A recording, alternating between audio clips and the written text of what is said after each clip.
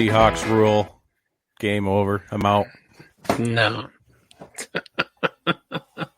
That's the show, folks. Nah. That's all we need to talk about. That's it. Bills are going to lose. Seahawks going to win. That's all we got to talk about, right? No. Oh. There's more games than that. Oh, there's more games than that? Yeah. And you probably disagree with me, I would assume. Yep. Okay. That's fair. I understand that. I can't wait to talk about that. That's going to be fun. It's going to be a lot of fun. You know, normally this is the point when we'd rattle on for 2-3 minutes before we even talk about the show. But let's do that.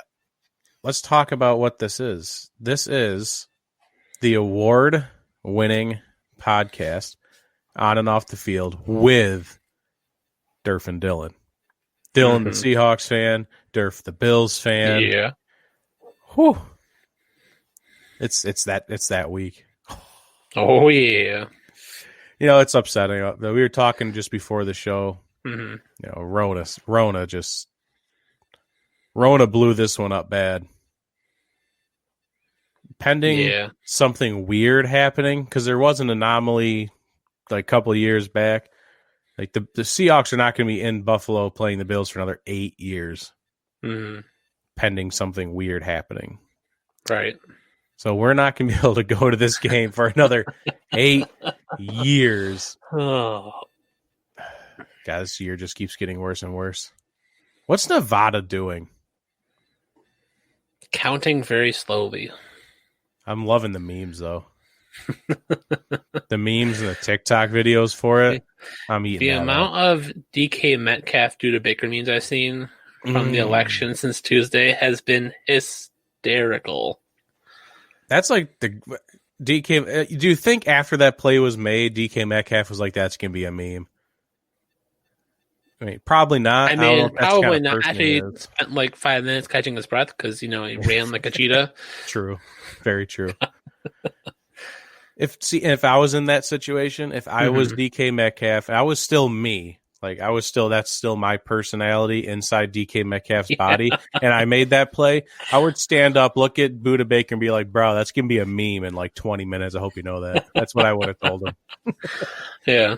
That was my initial thought when I saw that play. I was like, oh, these memes are going to be lit. Yeah. It is on and off the field, though. The award-winning podcast. Yeah. With Derf and Dylan. Absolutely.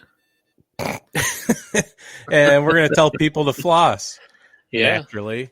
Recommended by 10 out of 10 podcasters everywhere. That means we're better than Crest. Because only 9 out of 10 dentists recommend Crest. Flossing is 10 out of 10. Yeah. 10 out of 10, it's great for you. 10 out of 10, it's great for all podcasters. Make sure you floss, follow, like, observe, subscribe, and share. Derf, you do you.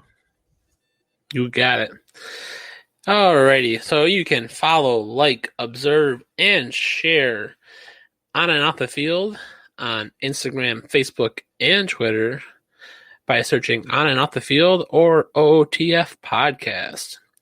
You can subscribe to our YouTube and our Twitch channels that we are currently live on, and you can go back and find previous episodes as well as other great content.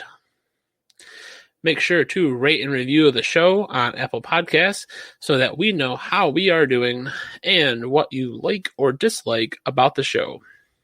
Because it is about you, the podcast listener. And you can find all these links at onandoffthefield.com along with our fundraising efforts, our sweet merchandise, and to learn more about Dylan, myself, and this award-winning show. Yeah, we're big into wrapping up that fundraiser.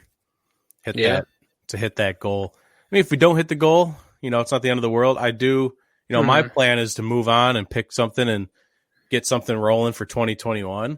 Yeah. So we're kind of I think we're going to be wrapping up Boys and Girls Club America at the end of the year. Nice. So wherever that lands, it lands. I don't know where it's going to land. Hopefully it lands at 1,000, but I'm trying to push that a little bit harder. It is all about us, the podcast listener. Yes, it is, Mom. It's all about you. You know it. And luckily for my mother, there's not a whole lot of stuff to talk about other than football. So she's going to love that. Yeah. Literally, I don't think there's anything else to talk about other than football. Like, in all honesty. I tried very hard to come up with a couple things for our next segment, which the next segment is the other sport! But I really couldn't find anything. I found one thing. All right. And it's barely a thing. But the Pac-12 is back. The Pac-12 is playing. The Pac-12 is getting ready to play. There's teams that are all lit. They are hyped. Let's get to it. And it's gone.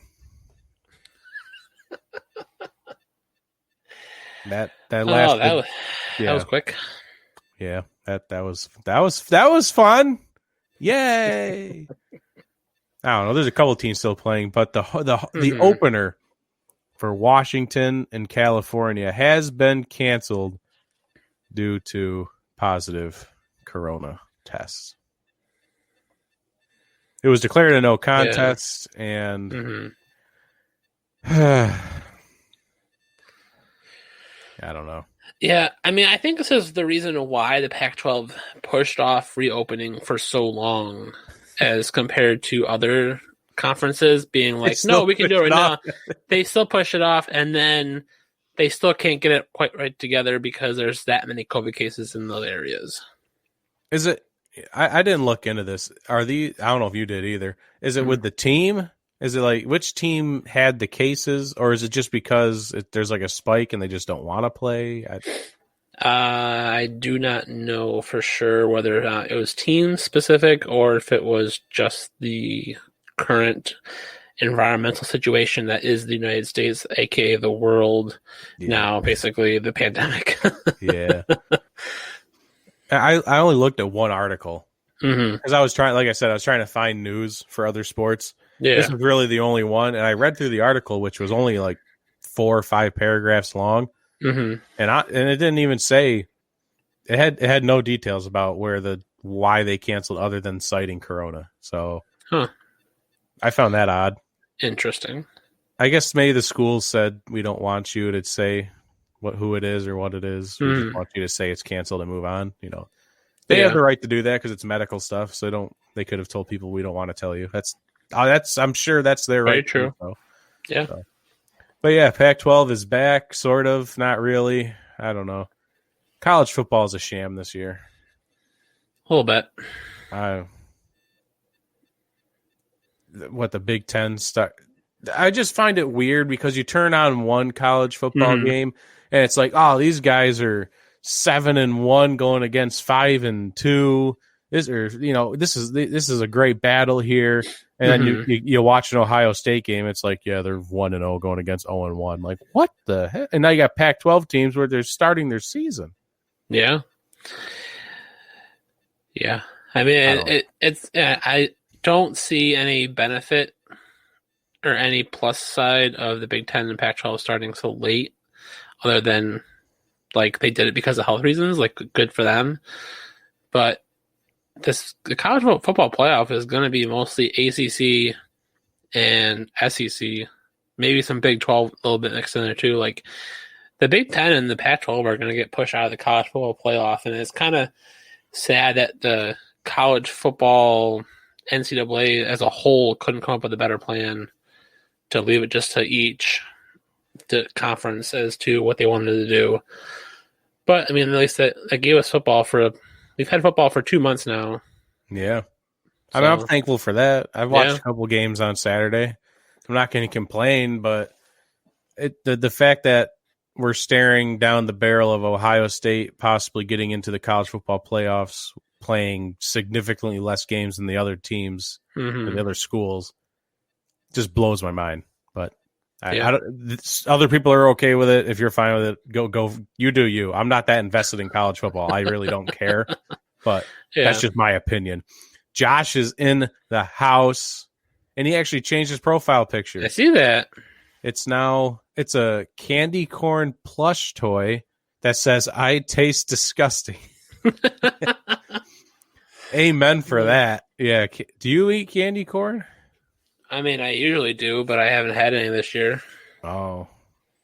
If they put it in front of me, yeah, I'll normally eat like one or two and then realize this is terrible. Why am I eating this? And then, I mean, the pumpkin ones are better, but pumpkin ones. Yeah, like the little pumpkins. Yeah. Okay. Yeah, I know what you're talking about. Those aren't bad. Yeah. For some candy corn, just they do the different, like the yellow portion. Yeah. Of the candy corn, literally tastes like corn, and I can't get it. I can't go through with it. It's disgusting. Josh does say to pray for him tonight. Pray for us, he says, which is directly related to his Packers. You don't need my prayers. I think they'll be fine. Aaron Jones is active for this game.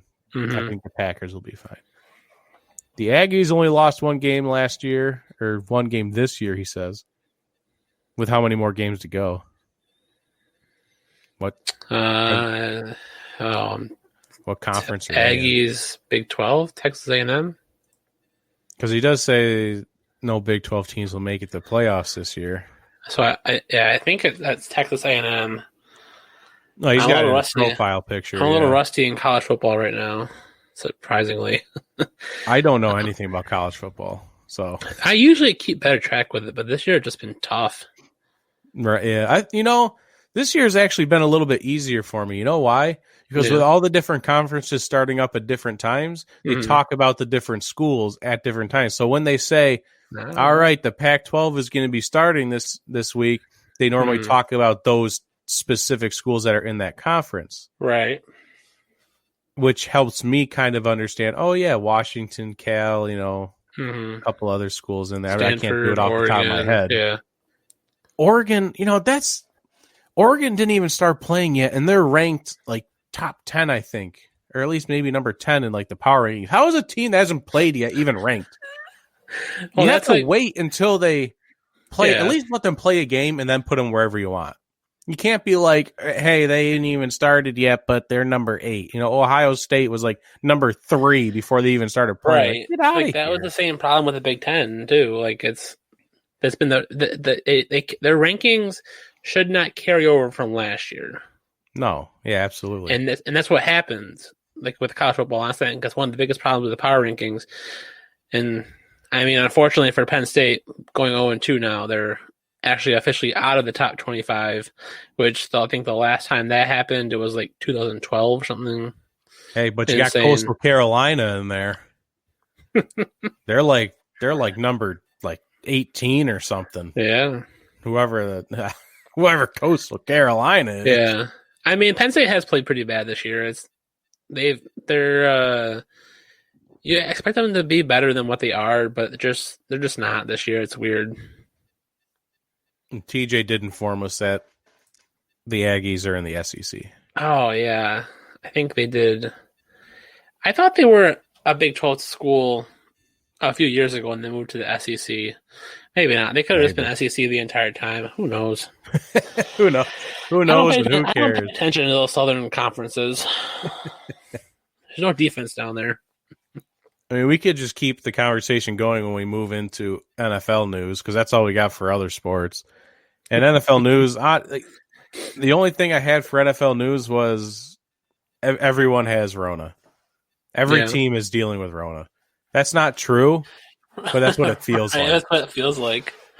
49ers are demolished by coronavirus. The Packers were almost demolished by coronavirus. They have, I think, 2 running backs not playing tonight because they're on the reserve list. Yep. I think Chris Jones of the Chiefs, he says he's got Rona. He was put on the list today.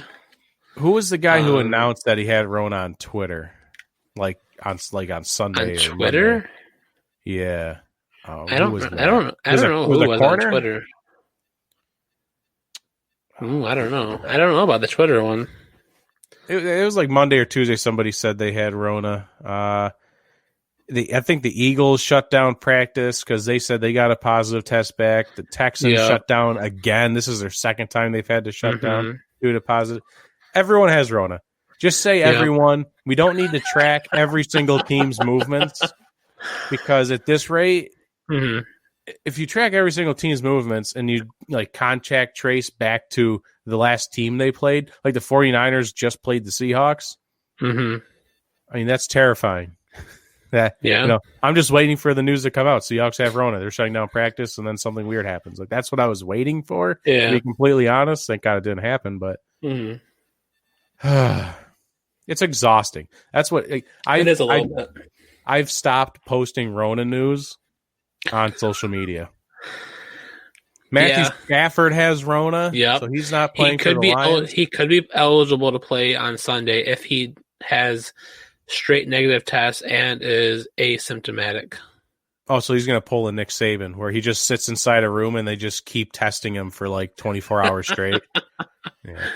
Well, who knows? But I think they put some positive news on there. I didn't put it in the notes, but it's off the top of my head what I know. Okay. Dawson Knox was activated off of the reserve COVID list for the Bills. Hey. So that's good to get second-year tight end back because we're going to need him this weekend. Tight ends destroy the Seahawks defense, so he's got to get involved. Let's see, what else did I see? I saw that Jordan Reed was activated off of IR for the 49ers, so he will be playing tonight against the Packers.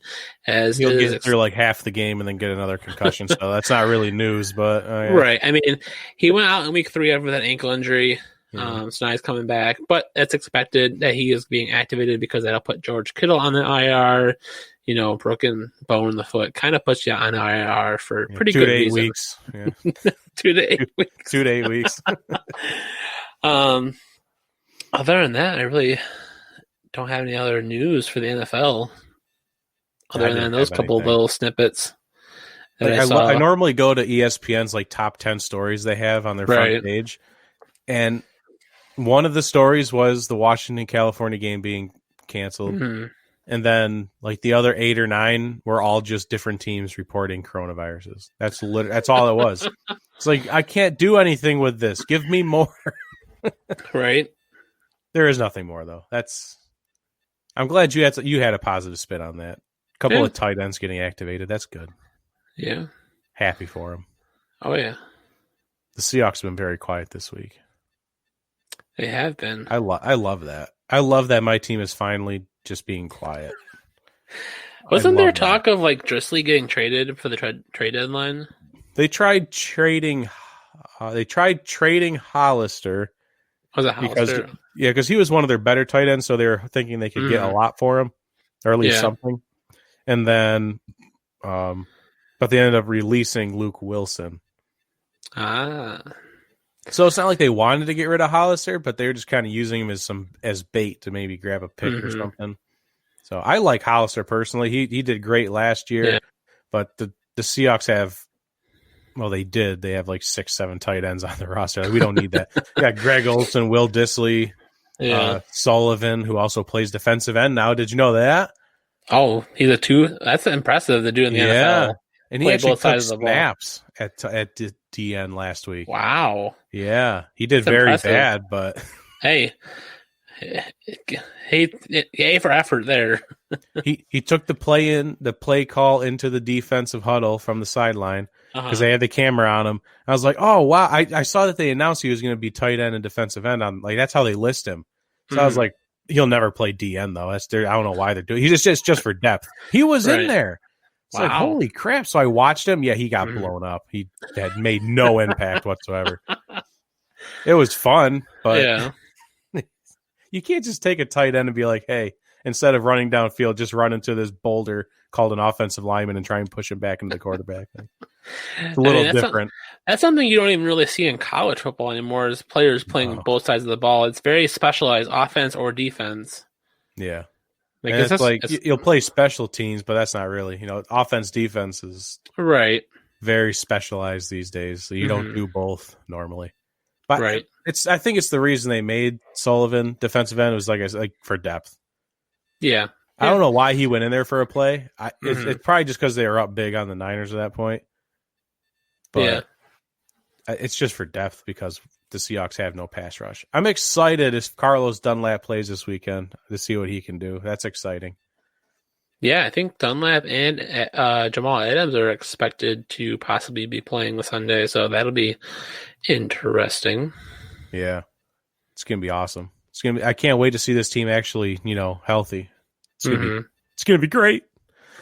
Sorry, I kind of ignored TJ over here. 9-10 years they moved from the Big 12 to the SEC. So you were right about the Aggies. They were in the Big 12 originally, but it's been a long time. It's been a while. And does Joe Buck have COVID yet? Unfortunately not. We still have to listen to him. I hope to God he's not doing the Bills-Seahawks game. He never does Bills games.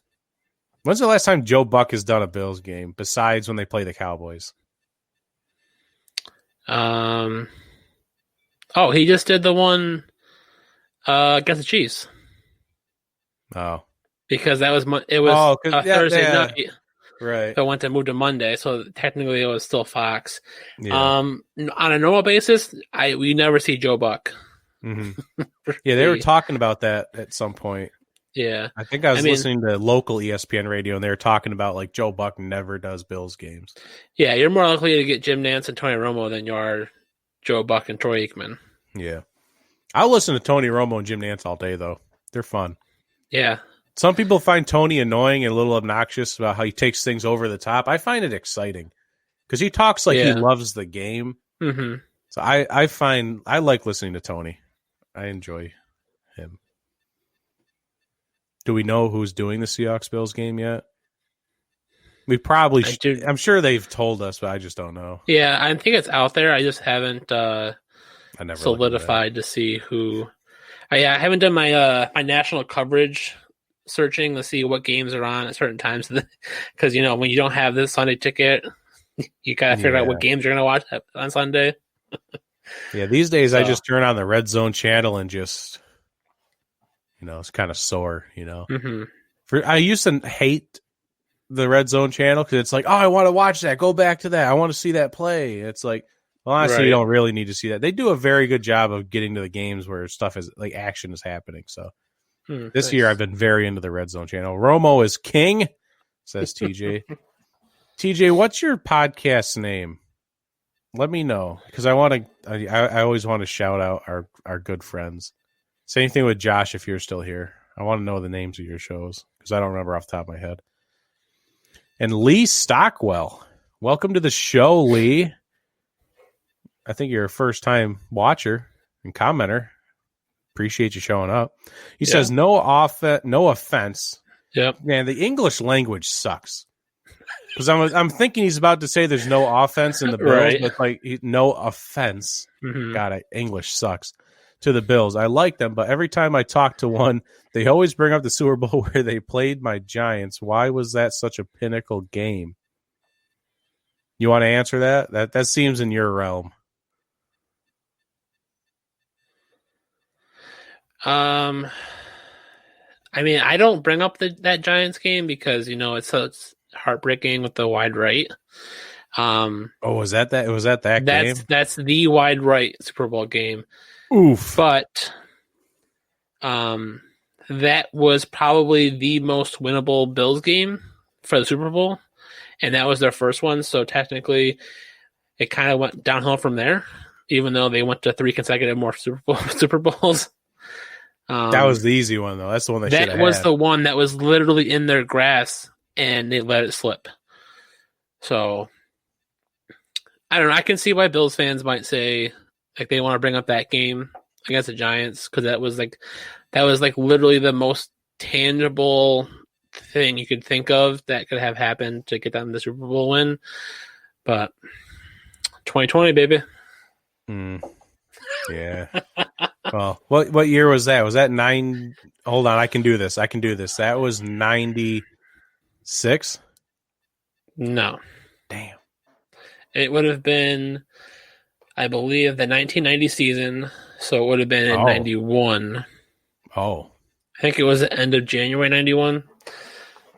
So I couldn't tell you where 94? It was played. I could tell you. What were the years? Well, 90 to 93 season, but Super Bowls were played in 91 through 94. Oh, okay. I had the wrong end of the decade. For some reason, I thought it was Yeah. 96 to 99. I think, no, 99 was the last time, well, before 2017, they had made the playoffs. Oh, that's why that number's sticking in my head. Yes. So that's also the Music City Miracle is 99. That one hurts too. That one hurts too. Was the ball thrown laterally, or was it a forward pass? It was a forward pass. Ha! That's just the same thing as the Immaculate Reception. Like, did it touch the ground? The world may never know. Yeah. My pleasure. I am. Yeah, welcome to the show. Thanks for coming. TJ is Just Be a Dad podcast. So if you don't know, if you're not already a follower of the Just Be a Dad podcast from TJ Burns, look it up. And he does Twitch. He has a gaming channel, which I think he does Whiskey Pro 60 something, 68 maybe. He does some Twitch gaming. L. Bushman's back. He was here last week. Potato or potato? Yeah. Tomato, English language. Well, that situation there is, you add the E at the end of potato or not add the E? You don't spell potato with an E. Well, that's what he's asking, because like you could spell it. You could spell it potato. Oh yeah, you can. Oh yeah, right. Okay. Like I put it. I think I put an E at it when I add the S to it, making it plural. Yeah, you're right. But you do that. It's just potato ending on an O. See, the English language is just all jacked up. We just need to completely start over again and start from scratch. I found my wife showed me a funny TikToker. Mm-hmm. It was like some lady. Maybe it wasn't even TikTok. It might have just been like Instagram. I don't know. Yeah. But it was just a mother who's now doing homeschooling, and she just goes off on this like little mini tangent of trying to explain to her, I don't know, 3, 4, whatever language you teach kids words at, like their 5-year-old, the English language. And it's like she puts up all these things like, so all right, now we're gonna say two. All right, T-O, two. That's easy, two. And okay, now here's the number 2. It sounds the same as the other 2, but the W is just kind of, just don't say that. It's not two, it's just 2. Don't say the W. It's just there. Like, why? What are we doing? Who made this language? Oh. Well, I don't know. Did the TWO come first or did TO come first as a word? Did numerical writing come first before? Yeah, because I think numbers would come before words. Yeah. I would imagine numbers would come first. So you have to like 1, 2, and then they worry about words later. I don't even know how this started. Who sat down and was like, these hieroglyphics, A, B, C, D, E, F, G, are going to spell all of our words? And isn't it like that? We only have, 27 letters in the alphabet? Is that the right number? No, we have 26. 26 letters in the alphabet. But then you got all these other places like China. Their alphabet's like 10 billion letters. I don't know what they're calling, something. Yeah. Like there's other languages had much it's crazy. Different. And then like French people, French people are like, well, they just use the same letters we do. Nah, they use the little squigglies over their words and it tells you when to enunciate what letters. And that helps you pronounce things. With us, we're just like 2 and 2. It's spelled different, but sounds the same, and they mean 2 completely different things. So I don't know what you want me to say. Good luck explaining that to a 5-year-old. Have fun. And there's TOO. TOO, and I still don't know when to use either one. I just guess. Oh, that's easy. There, and there. God, it's all just terrible. Well, that sounds about right for an on off the field tangent. Oh, are we live? Oh, shit. So it was like the Patriots' perfect season, but Bills, he says Lee. Where their easy season came to a crashing end. To put it into an easy perspective, yeah, kind of. I'm drinking my Ami Gang beer. Nice. My last one. That's the Idle Days Pilsner? Yeah, it's so good. I had I had 2 beers last night Yeah. when I was on Strikeout Beers show, the late night beer review from Art Brewing, and those were great. There's 2 IPAs, and they were some of the smoothest IPAs I ever drank. I'll tell you what. Oh wow. I've done good. I did real good with my last couple of 6-packs I bought from the store. There's some good beer. The pick your own 6.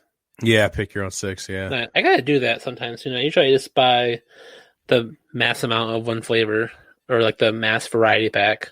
Yeah, but I do that sometimes too, especially like Blue Moon and Sam Adams. I'll do the variety packs for like the seasonals. No problem with a shout out, TJ. It's Whiskey Pro Streams for Twitch. English lesson following the podcast. All right, so just like how Strikeout Beer does late night beer review, on and off the field, following this show will be on and off the book, on and off the dictionary, on and off the chalkboard. On and off the chalk. Oh, I like that. Go old school with the chalkboard. Yeah, I like that. All right, well, we're gonna workshop that. Joe Buck drinks White Claw. Oh, God. All right, we're gonna pick some games. Oh no, hold on. Off the field first. Oh, that too. Or that, yeah. I had to make the banner too. Oh, I always forget to do that. Yeah, off the field. Here we go. Down. Everything's backwards in the camera. Russell Wilson, off the field MVP. I chose this specifically because of just the importance of this week. Divisional leaders going at it. Yeah. Such a good game.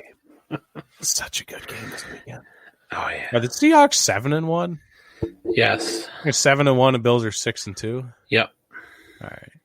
And they got. I think they said the Bills have the hardest remaining schedule for this season, probably based off of the team's winning percentages. Mm-hmm. And they got to start it with the Seahawks. That's rough. Mm-hmm. We should probably look at the team schedules. That'd be fun. We'll dive into this. But off the field MVP is Russell Wilson. Russell Wilson and his Why Not You Foundation. If you don't know what that is, I highly recommend you go and find out what the Why Not You Foundation is. They've announced plans to create a tuition-free public charter high school in Des Moines, which is just south of Seattle. The Why Not You Academy is set to open next fall. So if you remember LeBron James, oh yeah, he made his. I don't remember what he called it. Do you? You don't remember, do you? Nope. Yeah. LeBron James made a tuition-free school as well, and then he also said, I think he said if you graduate, because I think that school kind of has this weird selection program. And if you graduate, you also like have your tuition paid to go to a college. It's craziness over there with LeBron James' school he created. This is kind of 2.0 now. Russell Wilson is doing the same thing, and it almost kind of felt like this was coming because the Why Not You Foundation is completely dedicated to the youth of Seattle and just like youth in general. It really focuses on education, making sure everyone gets a fair shake at life. You know, that's kind of just the things they focused on. And if you go to whynotoufdn.org, you can find their mission statement, which is why not you, why not us? And it says, founded by Russell Wilson in 2014, we are a nonprofit dedicated to education, children's health, and fighting poverty, empowering today's youth to lead with a why not you attitude. Our mission is to empower change in the world, one individual at a time and one child at a time. So they do a lot of programs with grants and scholarships. You know, I have the website. I'm not going to share my screen because my internet's been acting really funky lately. And if you're a fan of the show, you know if I share my screen, anything can happen. Let's see here. The Why Not You Academy, Dream Big, Anything is Possible scholarships. They've had $100,000 in scholarships handed out. Their website's awesome. So like I said, whynotufdn.org. This isn't like your normal athlete with their broken foundation page that they don't take care of. This is a very well done. If you want to, hold on. I got to show you this picture. Hold on. Because this is just great. Aww. Aw. Look at them. They're so cute. Isn't he just the perfect human being? Just look at him. Oh, Mr. Unlimited. Just look at that. There's your statement. Strong Against Cancer. $2,616,625 donated to the Curing Childhood Cancer with Immunotherapy. The Wilson Children's Hospital, I think that says in the corner.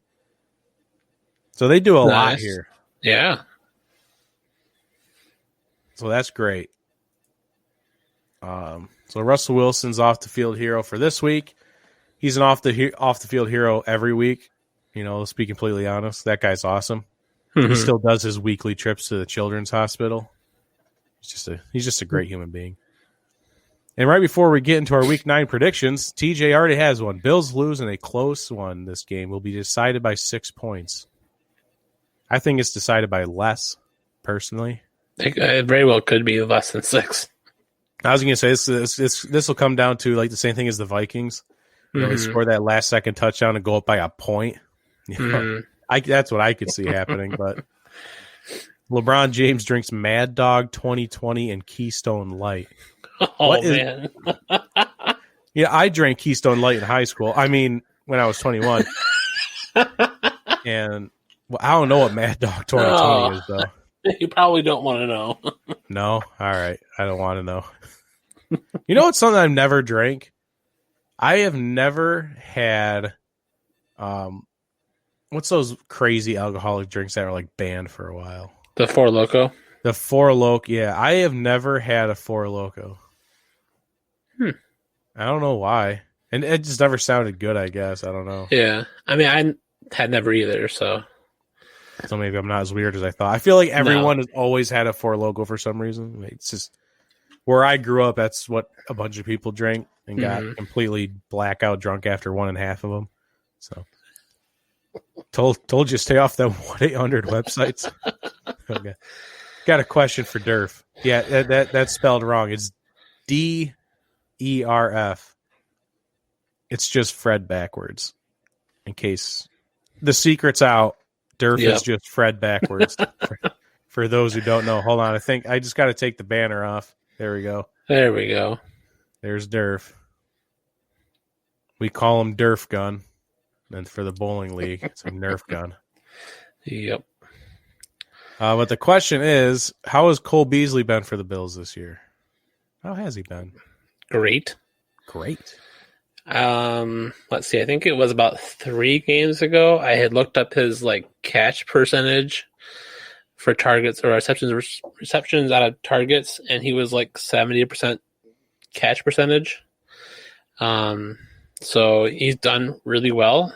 I mean, if Allen's not going to Diggs, he's usually looking for Beasley or vice versa. I mean, it's been very pleasant to have him on the Bills this year. Overall, I mean, he's done really well, and it's just been nice to have that consistent wide receiver presence there.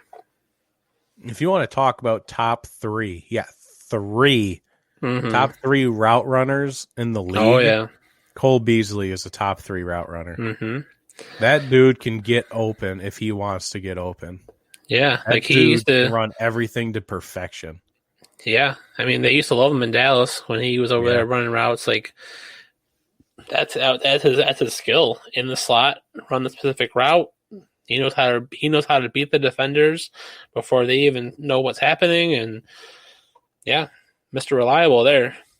Yeah, I'm jealous of Cole Beasley. I've always loved him. Even when he was in Dallas and when I heard the Bills were getting him, I was like, that's just a huge pickup. That's great. Yeah.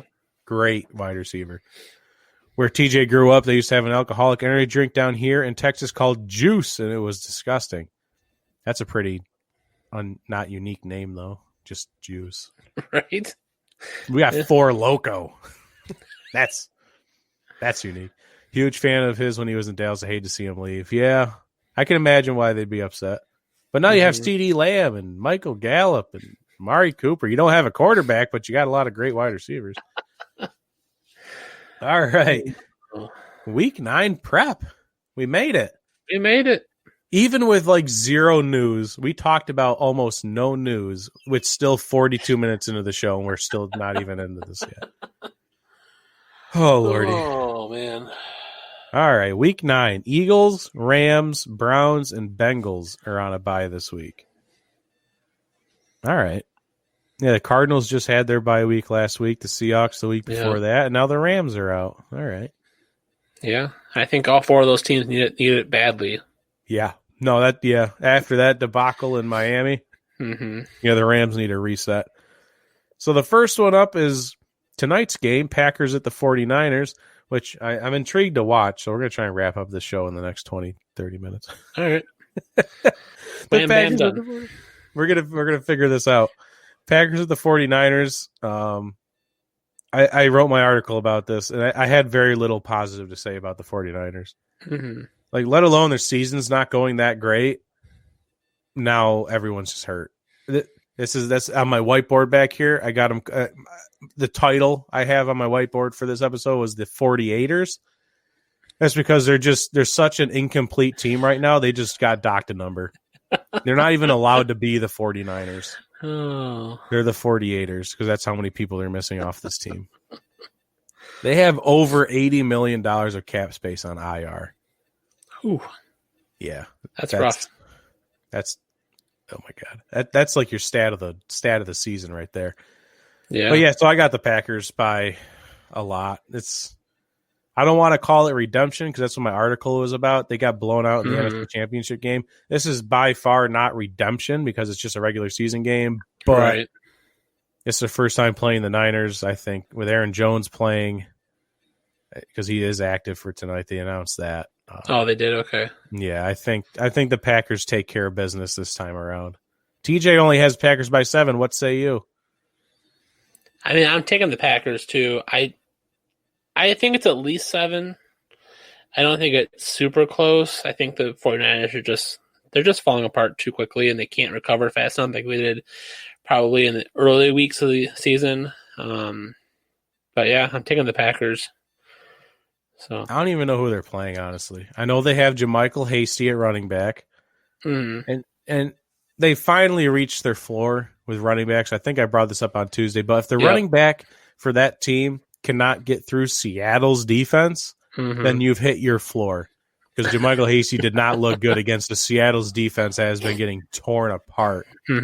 So that's not good for them. No. If that was my key to victory for the 49ers, is JaMychal Hasty has to be Dalvin Cook this week, and he's just not going to be Dalvin Cook this week. It's just not going to happen. Yeah. I think real quickly here, just to kind of recap from what we talked about last week with the week 8 prep with Derf Stoppler. There's really only 2 games this week that have any kind of unpleasant weather for the teams, and we'll talk about them shortly. But we have 6 out of 15 teams in a dome, so that kind of helps with finding out the weather. And the rest of them are all great football weather. So if we don't talk about the weather, it's because they're either playing in a dome or they have really good weather and they don't have to worry about it. Complete opposite of last week. Yeah. Last week was a mess all over the country. Right. It's going to be beautiful this weekend. Perfect football weather. The Giants at the Washington football team. Mm-hmm. This is a tough game to call. Yeah. Because the Giants held their own against the Bucs. If it wasn't for a couple of poor decisions from Daniel Jones and bad throws, they might have beat the Bucs. So now they go against Washington, whose offense is much worse than the Bucs, but that defense, though, right? could still cause a lot of issues for Daniel Jones. So defense wins championships. Neither one of these teams are winning a championship, but defense can also just win you regular season games. Win the I'm going game. with Washington. Yeah. I flip-flopped a little bit when I'm looking at this earlier today. Then I do some reading and kind of get other people's opinions, think about what they're saying. And I'm taking Washington on this game too. Just the Giants had to ask a lot of their defense in order to win last time by 1 point. So I think it was 2 points, wasn't it? It was 25 to 23. Yeah, because they went for 2 to tie it. Because it would have been 25 to 25 to go to OT. I will fight you. I thought the Giants Washington game was 2019. Oh wait, what are you talking about? Giants in Washington. Yeah. What game are you referring to last week? No. I'm not referring to the Buccaneers game. I'm referring I to thought that's what you were referring to. The last time. Talking about different games. You're talking about the Bucs. The last time they played, each other, yes. Okay, I'm with you now. Oh. So I'll let you complete your thought now if you want. Okay, so the Giants had to ask for multiple turnovers from Kyle Allen. I think Washington plays a little bit better this time, and I think the Giants are probably they went pretty hard against the Bucs. I don't know if they're going to be able to do it against the same enthusiasm against the Washington football team. I think they're going to burn themselves out on the field. Oh my gosh, we lost Derf. Oh my God. Okay. Well, to complete Derf's thought, technically it is a short week. I think he's coming back already. That was weird. You just blacked out. I said, something went wrong. I'm like, yeah. Fix StreamYard, come on. Nothing went wrong. Everything's fine. I'm like, I had internet too. Nothing happened to my internet. Did someone crash into a telephone pole out back? Who knows? Lordy. I was just saying, yeah. They're going to burn themselves out. Now it's back-to-back weeks playing really tough defenses, and technically they're playing on a short week. So I just think it's just rough. It's just tough goings for the Giants right now. Strikeout Beer is here. Woo-hoo. Thank goodness. It's about time they showed up because I've been waiting to show them this. Yeah, because I told Rapid Dave last night that I had this, and apparently Rapid Dave is a big Pilsner fan. Oh, nice. And I'll tell you what, this is a good Pilsner. This is a very good Pilsner. Yeah. Hashtag let's go. Football team in a low-scoring game. Yeah. You remember what? Oh, I'll say the Pilsner. I remember we taste tested that on our Cooperstown trip. We tasted a lot of beer there. A lot of good beer. Yeah. Well, not all good. There's one that every single one of them. This one I just cannot forget is the one. It was a beer that they made in whiskey barrels. Oh yeah. And I've had beer that has been, made in whiskey barrels before. This one, I think they left them in the barrels a little too long. It was like taking a shot. It was disgusting. And that's my opinion. Right. Yeah. I hated it. I don't even think I finished that one, to be completely honest. I don't think you did. Yeah. I think that was the one. I think the one you're talking about is the one that it was the dual barrel. Yeah. So it was actually half of the batch was in Scotch and half of it was in whiskey. Yeah. And they blended together. I mean, it was super smooth. It went down great for me, but that's just not. Dylan's not a fan of it. That's not the road I take right there. Yeah, we're doing great. Yeah, sort of. Nice beer, bud. Hashtag Pilsner. Somebody tag Omi Gang in this live stream. Let's see if we can get going here. Barrel aged beers ain't too bad. They knock you back quickly, but they get better with sips. Yep. Everything gets better with sips. It's just a matter of getting through those first couple of ones, usually. Yeah. That's the tough task. So we're both going Washington. Yes. All right. Bears at the Titans. I have officially started my rampage of never taking the Bears again after they let me down against the Saints. Or was it the Saints? No, it was 2 weeks ago. Against the Rams? Against the Rams. And when they let me down against the Rams, yeah. So I'm picking the Titans. They're going to finally bounce back after losing 2 in a row now. 1 to the freaking Bengals. Yeah. So, holy cow. It's Darren Clark. What's going on, man? Darren is a huge supporter of Strikeout Beer and Rapid Dave streams and part-time nerd and like everything.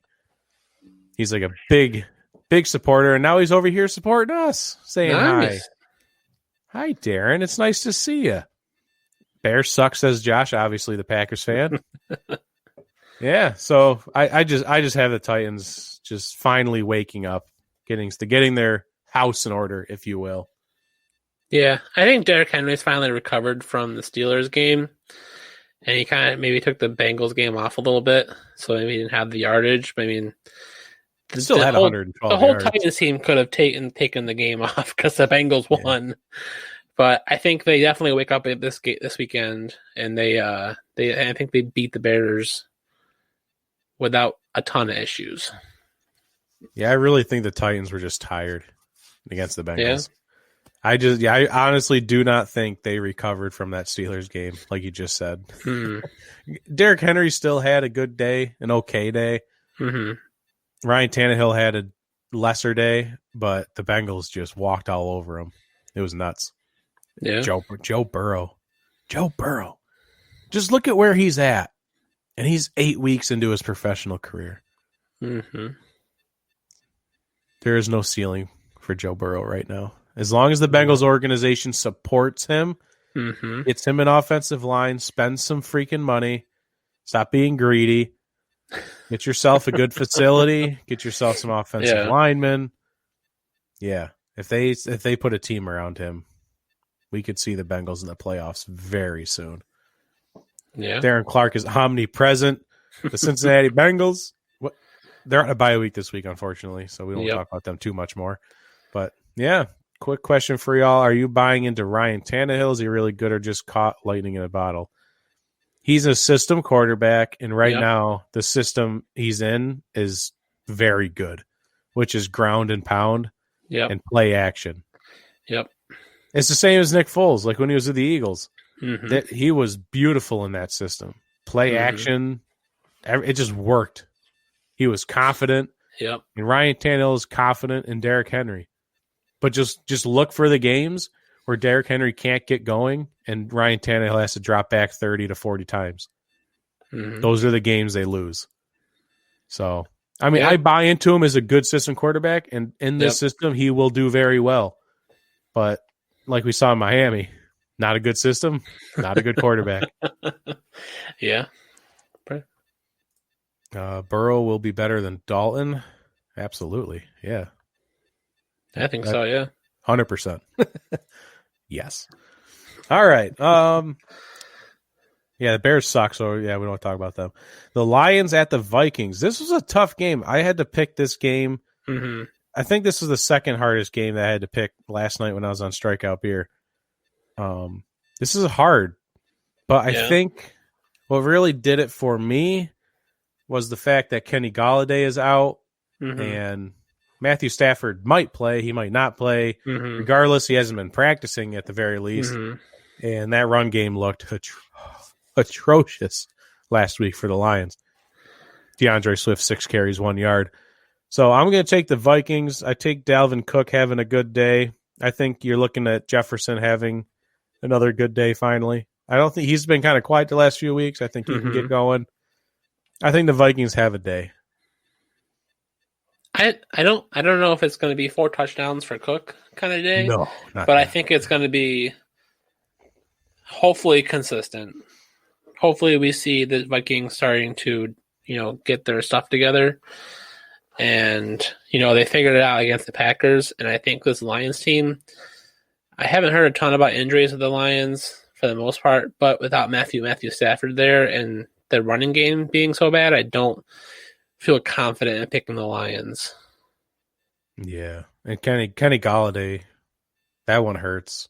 Mm-hmm. Marvin Jones Jr. can step into that spot and be good, but I'm more concerned about Matthew Stafford really in the run game. Yeah. TJ's taking the Lions. I just have concern, you know. Yeah. My concerns outweigh my concerns for the Vikings, you know. Mm-hmm. Because after what I saw last week from the Vikings and the Lions defense not being, you know, very good, Right. I think they can run a very successful balanced offense this week for the Vikings between Dalvin Cook and Kirk Cousins, maybe throwing 20 passes. That would be my ceiling for Kirk Cousins. If I can ask him to throw the ball 20 times off of play action, I think they can run they'll win this game handedly. Yeah, I agree. All right. He only threw it 14 times last week, so ask him to throw 6 more. I think he'll be all right. The Panthers at the Chiefs. Christian McCaffrey should be back. Mm-hmm. I think this was the week he had to come back. They took him off of IR at least. Oh, okay. Because I think if they left him on IR, he would have had to be done for the season. He would have been ineligible to return. So they took him off IR. He should play. Whether he's 100% healthy, we're not entirely sure. I don't know what the reports are saying. I know he was a full participant in practice today. Okay, so he should be good. Things are looking good for him. The Chiefs are going to win. We'll get that out of the way. The Chiefs are probably going to win this game, especially since it's in Kansas City. Mm-hmm. I just want to see what the offense for the Panthers looks like now that Christian McCaffrey's back. Right. Because we kept talking about this. The Panthers offense was looking better after week 2 when CMC went down. Mm-hmm. The Panthers offense was looking better than when he was in it. Now it's looking down again. They've been having some troubles. I want to see them keep that same offensive rhythm, but with a better running back, a much better running back. I just don't want them to feed him the ball 50 times a game again. I don't want them to revert back to that. I don't think they will. I don't think they're going to go CMC heavy in this game. I think they're going. I would think they're going to do a little bit of load management with him. Just because full participant in practice, like you're mostly up to game speed, but I would think Matt Rule would be a little cautious and to let him just play the entire game out there. Bring him off on third downs. We'll put Mike Davis in for a series here or there. Let's make sure McCaffrey's feeling good, like everything's feeling the way it should be. But yeah, I mean, it'd be interesting to see the Panthers offense, but I'm still taking the Chiefs. Did we confirm that it's Mike Davis and not Mike Brown? Yes, it is Mike Davis. Okay, I'm going to check anyways just because it's going to bother me. It is Davis. All right, I'm sorry. I had to check. All good. Just wanted to check because that was bothering me like all week and I forgot to look it up, so I just need to get that out of the way. It was bothering me so bad, but I forgot to look. Alan's actually here a little early. Oh, nice. Yeah, it's not even after an hour yet. Now it's after an hour. All right, there we go. We've been here for an hour and 3 seconds. Now we can get going. The show has officially began. Alan is in the house. Darren Clark, what's up? I love it. I love that everyone's here. This is a lot of fun. Thank you all for coming. Thank you all for being here. Yeah. I just don't want to see them reverting back to that what they were in week 1 and 2. So the Texans at the Jaguars. This game just has sadness written all over it. Yep. Gardner Minshew's out. They're starting their 6th round rookie. Mm-hmm. Luke something.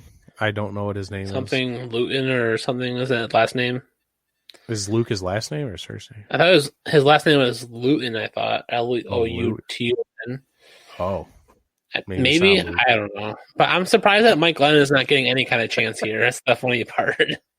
Why bother? You drafted a quarterback. You might as well just see what you got. Who cares? Yeah. Mike Glennon, you're just putting in. If you put Mike Glennon in, that's just you saying you've given up as an organization. I think this organization has given up. That's fair. But that means you're literally not even trying for the future. You're doing nothing. If you put Mike Glennon in there, you're just wasting a season. If you have a rookie quarterback, Tom Brady was drafted in the 6th round. Is that right? Was it the Yes. sixth? Okay, was it the sixth Yes. round? Hey, Tom Brady was drafted in the 199th sixth round. overall. Yeah. Let's see what you got in Lufton. I don't know what his name is. Let's call him Lufton for now. Sure. Whatever his name is. Let's see what you got. What do you got to lose? Except maybe him getting a career-ending injury, I guess. That could happen. Yeah. We can start the show now with Alan here. Darren is expanding his circle. I'm very glad that you're expanding your circle to here. That's awesome. No one cares about the quarterback. What's the weather going to be like? You're doing great, Dylan. Thank you. Yeah, Dirt. This is a highlighted one. Real quick before I am picking the Texans just so we can get that out of the way. It doesn't really matter, but I'm just going to take the Texans. But go for it. This is a huge segment right here for Derf. All right. Well, I am taking the Texans as well, but this is a game that could be altered by the weather this weekend in Jacksonville. We are looking at 79 with overcast and rain showers, looking at like a 50% chance. So it should be breezy. So they should have an issue with the passing game a little bit. I think Deshaun Watson's probably going to do a lot of read option. And you're going to look at the Jaguars. They're going to run James Robinson until he stops running, probably. Because you have a rookie quarterback out there, you don't want him to have to rely on him the entire game. I know James Robinson has been pretty decent this year for being, I believe, undrafted. So yeah, undrafted. He's done pretty well. He's on at least one of my fantasy football teams, and he's done pretty well for me. But yeah, it's going to be rainy, and it's just not a fun game for the passing game for either one of these two teams that are struggling in that area of the game. You got yourself David Johnson against Robinson. I'm taking Robinson, but the Texans win. The Texans will win, though. If both of those running backs have a great day because of the weather, and it comes down to one pass being made for either team, I'm going to take Deshaun Watson over Lufton. Yes. Whoever Lufton is. Yeah. Part-time nerd Allen out here showing the love. Live these guys, I'm assuming. That's love these guys. So if Darren doesn't know, just for the folks that might be new here, I don't think our other friend is in here anymore.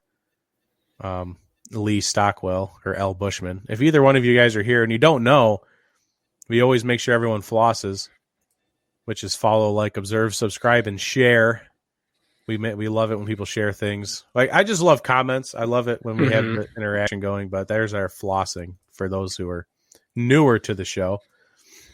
But yeah, the Texans win in a game that really just – the only thing with the Texans that I'm really watching is how bad they do to see how good of a draft pick the Dolphins get. Because the Dolphins have the Texans' first-round draft pick, and right now it's a top 5 draft pick. You know, J.J. Watt did come out and say today that he's not there for a rebuild.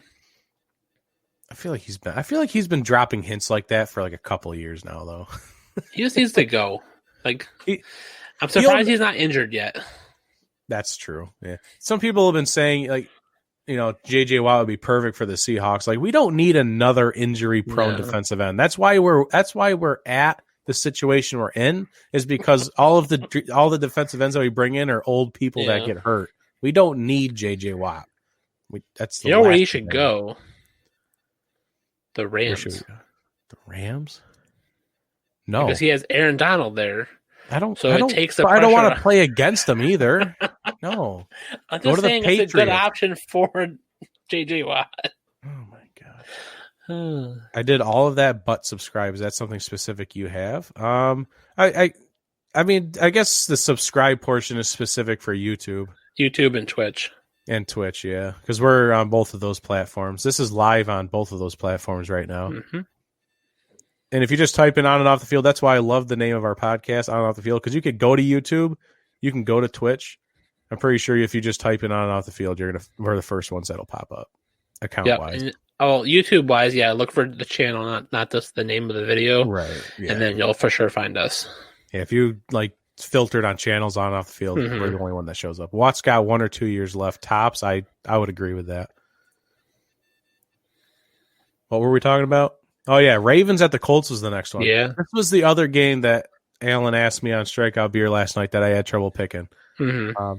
And it came down to, for me, it came down to how well we've seen Lamar Jackson perform against good defenses. The Chiefs, the Steelers, he's flopped. Titans, we've seen him flop. The Colts are a top 3 defense right now. So I'm just completely ignoring the offense, which actually scored 41 points last week. Mm-hmm. So I'll give the Colts the credit. They played the Lions, but they scored 41 points. I'm going to take the Colts to beat the Ravens strictly because I think Lamar Jackson just has another, he's just having a hangover year, Madden curse, whatever you want to call it. Yeah. I mean, I see your points, but I'm going to take them the Ravens because they had the lead last week against the Steelers, and then the defense just kind of let off and let Ben do his thing. And then Lamar had to throw the ball and everything went to hell. They didn't stay on it and stay ahead of them. I think the Ravens can get ahead of the Colts. The run game there for the Ravens has really upticked. We're finally starting to see J.K. Dobbins starting to come into full form. You have Gus Edwards and Mark Ingram there still. Lamar's going to throw to Mark Andrews probably 15 times. And I haven't seen – I don't know how well the Colts defense is in that middle there. And their linebacker. Well, they get Leonard back this week, so that's going to help a lot. Right. I don't know. I still think it's the Ravens that take this game. I don't think they're going to lose 2 games in a row. I think this is going to be a bounce back game for Lamar. I don't think it's going to be a blowout by any means for the Ravens over the Colts. I think it's going to be a little on the closer side, but I still think the Ravens win. Yeah, I don't think this is a blowout by any means. It's definitely going to, I think this will be, it's not like there's no rivalry here, so I'm not going to call it the game of the week, but I think it could boil down to be the game of the week after everything's played. Yeah. I think it has potential. Well, it is a little bit of historical rivalry here. Yeah, I guess. Because, Baltimore Colts, right. That's a team that replaced the other team. So I guess if you look at it like that, it has a fun background. Mm-hmm. So, all right. Which will probably be mentioned this weekend if you're watching that game. Over under on 3 times they bring it up. With the Mayflower truck. In case you didn't know, we know. You just told us 10 minutes ago. Darren said he did all that. He said he did all of those. There we go. Thank you. Thank you very much, Darren. Appreciate all the love that anyone gives us. It's been a while since Phillip Rivers, the River Phillips band. Wouldn't be surprised to see it here. Basically saying Phillip Rivers doing bad this week, he says, I think. Yeah. Kind of flopping against the Ravens, which I wouldn't be surprised either. I hate Phillip Rivers. Everyone that watches this show knows I hate Phillip Rivers. Mm-hmm. I'm still taking the Colts based off of the defense. The Seahawks at the Bills. Yeah, buddy. All right. So we're both taking the Seahawks. No, I'm just if the Bills would have beaten the Chiefs, I probably would have taken the Seahawks here. Really? Because this would have been the game the Bills drop. Okay. The Seahawks would have been prepared for them, and the Bills would have been. You would have thought they would have beat the Chiefs. They would have been on a 3-game winning streak. I still think they would have beaten the Patriots, and then this would have been the game that they fall again. Interesting. Because when the title came out, you're just doing this strictly based off of trends. Normally, if a team is riding a high. Yep. They normally lose a game that they shouldn't lose or something like that, or at least they lose one against a tough opponent. Right. That's an interesting way to look at it. I don't hate that. I'm going to take it because the Seahawks are almost undefeated when they go to the West Coast, or the East Coast rather.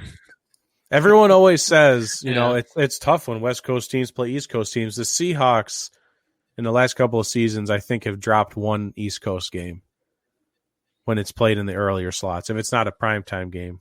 They are the exception. They are the exception. But I think, the Bills' defense has not looked good. So this is just another one of those games where I just can see Russell Wilson having himself a day. it's going to be really fun to watch him just sling the ball a couple more times down the field. But the defense, this has shootout potential written all over it. Yeah. If you want to see, because Josh Allen was in the MVP candidacy, discussion earlier in the season. If you want to see him get back to that form and look like what he looked like earlier in the season, this is the game I think you see it. Because that's Cam Newton looked like an MVP candidate against the Seahawks. All right. So I think Josh Allen going to Stephon Diggs, Cole Beasley, John Brown. I know a lot of people might be looking at the run game for the Bills to really be able to carry this team through this game. I think Josh Allen, with all of his targets, they could just tear our defense apart. I could say that. But I think Russell Wilson is more clutch down the stretch. I think this is a close game all the way out. Whoever has the ball last wins. Normally, it just happens to be Russell Wilson most of the time, and I think he wins it. All right, I like your points. I think the Bills' defense has gotten better in the last couple weeks. I mean, granted, they played the Jets and the Chiefs, or the Jets and the Patriots, to kind of get back on track a little bit there. We finally see the turnover starting to happen again.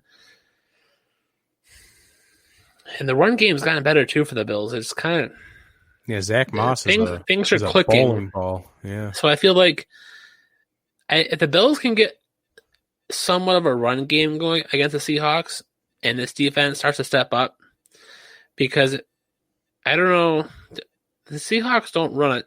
They'd like to run, but they usually don't have success, and then it's kind of into let Russ cook.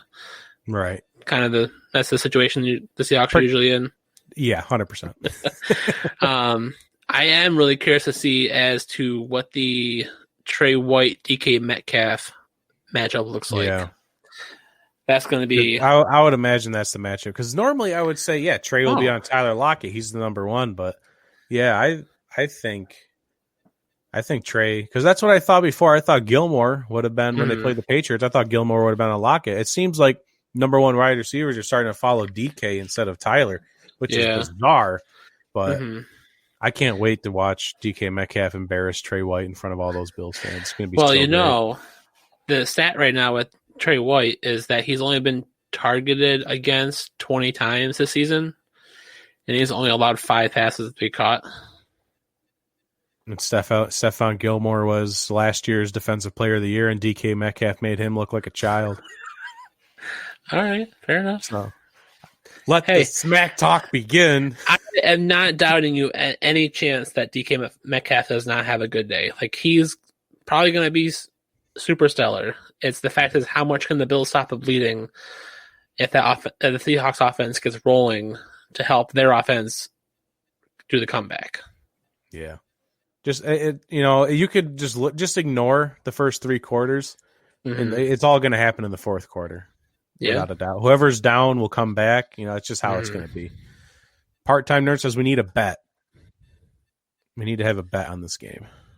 Give us a couple suggestions, because you guys have your wheel of death. Give us a couple suggestions. Maybe we'll pick from. we'll pick from your bets. Just give us a couple options, because I'm not good with coming up with that stuff. My God, it's hour 15. Let's do some rapid fire. Very good. So we can actually watch the football game tonight. The Broncos at the Falcons. The Broncos did have a great game last week. They had a great little comeback there against the Chargers, but I would find it hilarious if the Falcons get up in this game and the Broncos come back again 2 weeks in a row, comeback wins. I like what the Falcons are doing as of late, though. They're kind of rolling-ish. Yeah. Oh, they are, yeah. The offense is doing what the offense should be doing. They should be scoring. They should be scoring 30 or more points a week with that kind of offense. Yeah. And the Broncos I think the Broncos just got lucky last week. Yeah. Lightning in a bottle, if you will. No, I completely agree there. Yeah, they stole the lightning from the Chargers. Yeah. Took the logo right off the helmet. No, I think it's Falcons here. I think the Falcons, Raheem Morris has kind of given them a little bit of a spark down there, and the team's playing better right now, and they're in Atlanta. They're not at Denver, so yeah, give it to the Falcons. Yeah, I love, Raheem Morris is doing what interim head coaches should be doing. He has nothing to lose.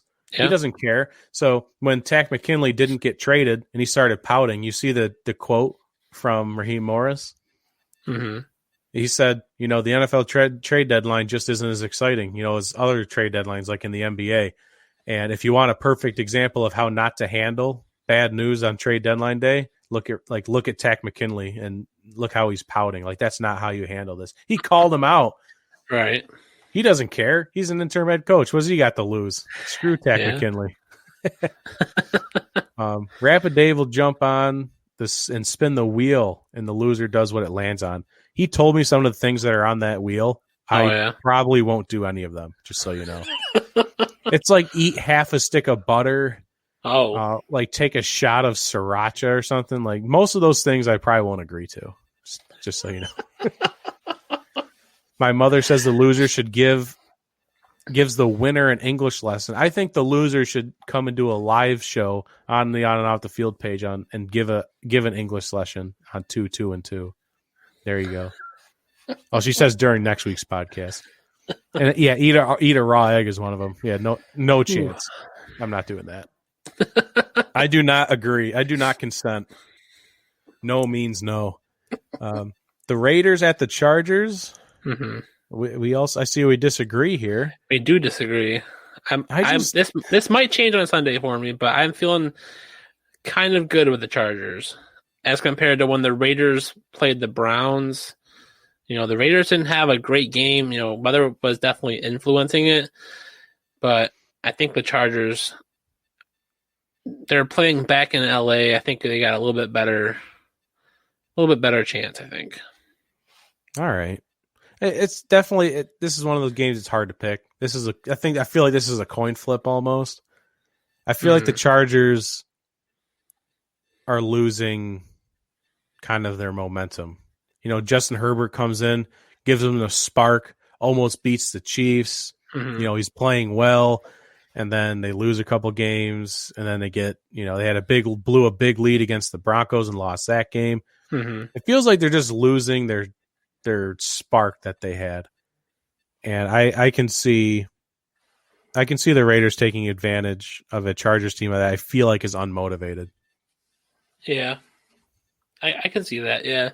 Giving up I make very good points. Yeah, I'm very good at this. I can convince people of things. I should be a politician.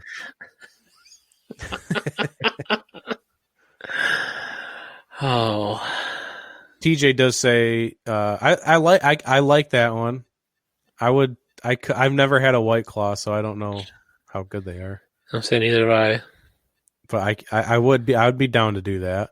Part-time nerd, another one was spoonful of mayo. I hate mayonnaise, so I wouldn't agree to that. I would do that. Would you? Yeah, that's not hard. I hate that. God. Nothing ventured, nothing gained.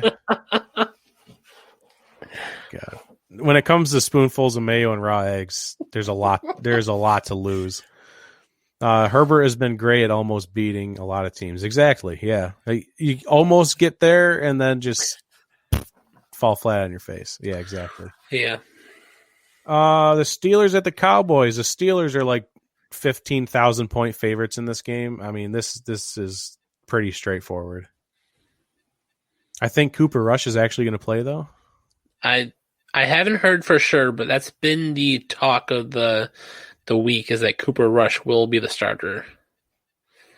So Steelers all day. This is going to be their fourth quarterback of the season. Wow, they're doing just about as bad as Wisconsin. But Wisconsin hasn't played, though. I was going to say, well, at least they didn't have to play their fourth string. The Cowboys are going to have to go out there and put their fourth stringer on the field. The Dolphins at the Cardinals. Dolphins had a heck of a game, or at least the defense did. Mm-hmm. I don't think the defense can do that 2 weeks in a row, what they did to Jared Goff. Mm-hmm. And Tua did not play that great. Maybe he has some game time experience now. He plays a little bit better. But I think the Cardinals coming off a bye week, Tua not looking amazing last week, and just betting on the defense not performing how they did 2 weeks in a row, I'm going to take the Cardinals. Yeah. I mean, I think the Cardinals are They're coming off the bye. They just beat up on Seattle before the bye. Whoa. I don't know about beat up. I Hey, don't know about beat up. the Cardinals They made it a beat. game to come back and win in overtime. They did. That was the most back and forth game probably I've seen in a long time. It was fun. It wasn't fun for me because I thought I was going to die and have a heart attack, but I could see how for other people, yeah, it was good football. Yeah. Yeah, I don't know. I think the Cardinals they're coming off rested. The Dolphins kind of play all their cards last week against the Rams. I don't know. I think the Cardinals had the edge though. Yeah, especially now it's in Arizona as well. I don't know if that's going to really have an impact or not, but if you want to look at home team, I feel like most weeks have been split between away and home teams. It really hasn't felt like home field advantage matters. Right. So I don't, because there's no crowd, so I'm sure that helps. Yeah. Let's see here. Part-time nerd. He says he hates Mayo and had to take it. It sucked. Oh, God, you guys are brave. Loser has to get a spray tan color. Has to get spray tan color orange. I don't hate that idea. I don't hate it, but if I lost, I probably would hate it. The Cowboys would kick 2 field goals and make only 1, so they're going to get 3 points for it the second week in a row. Let's see here. I'm staying out of the loser does this conversation. Those things have a way of coming back around to you. True, yeah. You come up with some really funny ones, the next thing you know, you're the loser. Ah, crap. Yeah, that stuff can bite you in the butt real quick. You can keep it simple. Loser wears the other's shirt. Dylan rocks the Bills and Derf for the Seahawks. Show plus pick. Oh boy, that's not a bad one. But the issue is, like, I'm a Bills supporter. It's not like I hate the Bills. Right. They're the local team. I wouldn't hate wearing Bills stuff. I don't think it'd be that. It's not that big a deal. So, I mean, unless you like, if you don't like the Seahawks, you can wear some Seahawks gear. If that's embarrassing enough for you.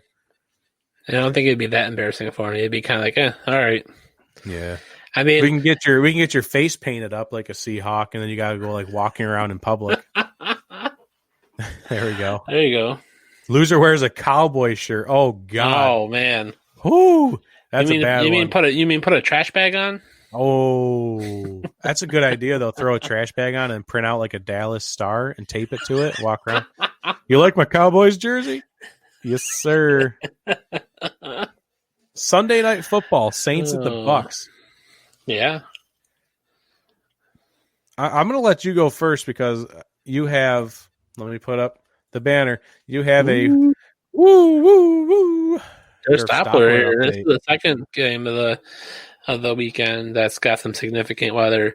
They're playing in Tampa Bay, so as like Florida weather, it's similar to Jacksonville. You're going to have rain. It's a good chance of rain, upper 70s at game time, but you're going to have that 10 to 20 mile an hour wind throughout most of the game. So I think it's going to affect the passing game a little bit, which, Tom Brady is used to New England weather with that playing that, has he gotten a little soft? Has he relaxed a little bit more in Tampa Bay? Knowing that it's warmer weather, he can his muscles are still working well in the warmer weather. It could be an issue for Drew Brees, but if it comes down to the run game, and this is why I'm taking the Saints, because I take Alvin Kamara over Ronald Jones and Leonard Fournette and LaShawn McCoy and whoever else is back there, because that Saints offensive line, I think, is going to be able to, push that Tampa Bay defensive line a little bit more than vice versa. I love the argument. And with the fact that the weather is what it is, it is concerning for the Bucs offense. Yeah. And the fact that you just said, you think the Saints offensive line can push the Bucs off the defensive line. Yeah, the Giants just got done doing it to them. So why couldn't the Saints? And the Saints get Michael Thomas back this week too, potentially. Potentially. I don't know if they've made it official, but yes, potentially. Yeah. It's a great argument, but you know what? I'm gonna stick with my gut. All right. It's Antonio Brown's first week playing. I don't think Chris Godwin's going to go, but they still have AB, Mike Evans. The offense is just awesome. And the way that I watched those safeties play for the Bucs last week, the Saints are just going to have to keep everything in front of them. It's going to be the dink and duck long drives, and the Bucs normally don't allow those long sustained drives. I don't know. All I know is it's going to be a great game. Yeah, it really will be. I kind of want to change my pick, but usually when I do that, it doesn't work out for me. So I'm just gonna. Well, I'm gonna stick with it. The Saints beat them in New Orleans in Week 1. Right. Yeah. Do the Saints sweep or do they split? Like, yeah, it's a good question. They could very well split, but I'm thinking I'm gonna take the Saints for the sweep. All right. And I think, God, I'm gonna stick with it. Nope, that's it. All right. I'm sticking with the Bucs.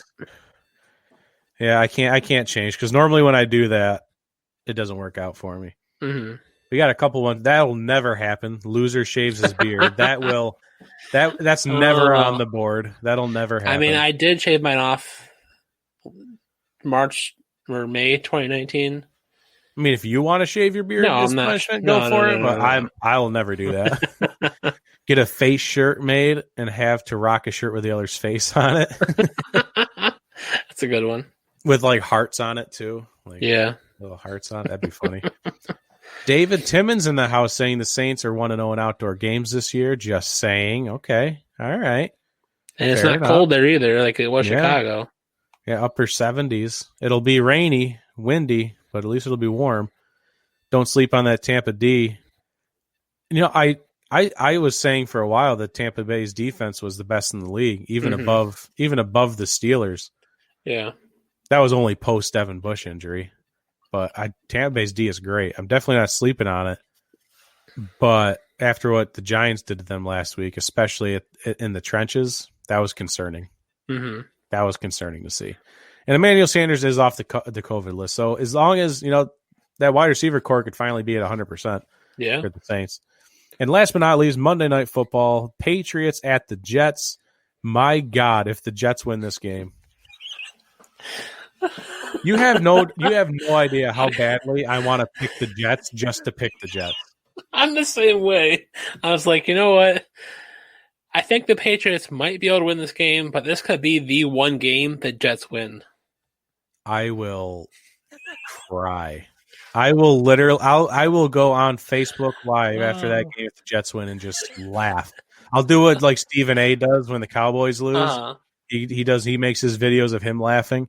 That's what I'll just make a video of me just laughing at the Patriots. Because the Jets haven't been playing terrible. It was the Chiefs that got blown out, but they held their own against the Bills. Yeah. I mean, and the Jets played well for the first quarter. Yeah. Almost first half. Yeah, against the Chiefs. It was a close game. For a second there, I was like, what? This is one of those flop games for the Chiefs, but they blew them out apparently. But I think I'm taking the Patriots here because they've lost 4 in a row. I don't think Bill Belichick lets them lose 5 in a row. I don't think he lets the team lose 5 in a row to the Jets. If they were playing a good team, they wouldn't have a choice. Right. Well, yes. But I mean, because they're playing the Jets, I don't think Bill Belichick lets them lose. I agree. If we see Cam Newton in the first quarter, then Brian Hoyer in the second quarter, then Jared Sim in the third quarter, pulled halfway through for Cam Newton to finish the game, but then gets injured, and you see Brian Hoyer in the final 2 minutes. This is kind of the conversation people have been having with the Bears. Why can we start doing a bullpen mentality in football? Because Nick Foles only performs when the team is down and under pressure. Yep. So you start Mitch Trubisky for 3 quarters, and then the WWE music starts, and then Nick Foles kicks down a door, and he's just like BDN, rips a shirt, it says BDN on it, and he just comes storming out in the field and leads a comeback win. That's what they need to do, I think. And now you could do that with the Patriots too. Put Cam in there to start, put some Hoyer in there, mix it up with some Stidham. Let's do it. There you go. Yeah. The Saints could do it too. Throw some Taysom Hill in there. They already do that. Jameis Winston. Little Jameis Winston. Yeah. I'm all for it. I hope the Jets win, but Belichick will start a QB in the second half. Let's go. Oh, that'd be great. Second oldest active head coach behind Cromell. Yeah. Technically, I mean, he wasn't a head coach at the start of the season, but as of right now, he's younger than Cromell. Cromell? Romeo I think it's Crenell. Romeo Cromell. Is it M's or N's? I thought it was M's. We're going to end the show by looking up how to pronounce Romeo Cromell's name. Let's see here. Romeo. Oh, God. Romeo Crenell. It's N's. Romeo Crenell. It's Crenel. He's 73 years old. That's impressive. This is my favorite comment of all time when you guys do. You're doing great. We're in the middle of just going off topic for no reason. You're doing great. Yeah, thanks for the confidence. But at this point now, we did great because I think this show's over. Mm-hmm. We did not meet our goal of ending around an hour. We're going to tune into the second quarter of this Thursday night football game. Someone tell me what the score is. No, don't do that. We're just going to end the show. Thank you. This was a great show. Thank you all for the participation. We'll work on, maybe there will be a bet for the Bills-Seahawks game. We'll figure that out. Thanks all for coming. And, obviously, we're going to be back next Tuesday because Mama didn't raise no wussies.